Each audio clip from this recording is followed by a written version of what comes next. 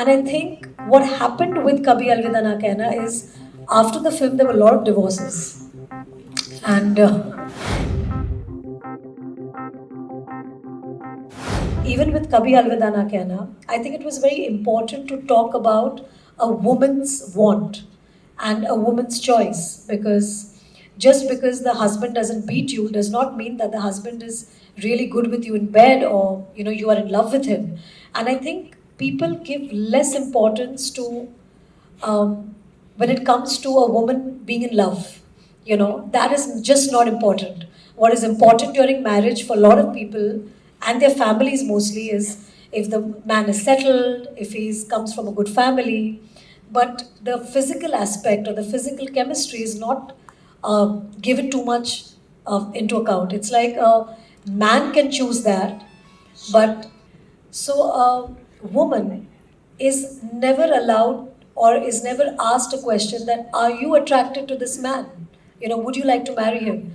And in the case of Maya's character, I think what was beautiful was she loved Rishi's character, which is played by Abhishek. She loved him as well, but she loved him in a different capacity as a friend.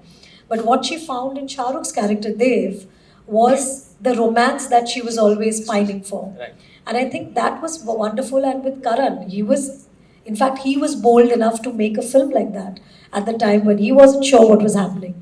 And I think what happened with Kabhi Alvida Na Kehna is after the film there were a lot of divorces. And it was a lot of people going to the theatre, watching the film in extreme discomfort, because nobody wants to face the reality of their own lives. And I think that is the feedback that Karan got after the film.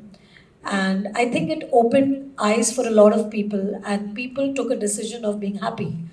And very different from what we are taught in our culture, that we have to compromise, we have to adjust. And of course, we have to. But we can also adjust when there is love in a relationship. When you don't have love, then it's very difficult to adjust.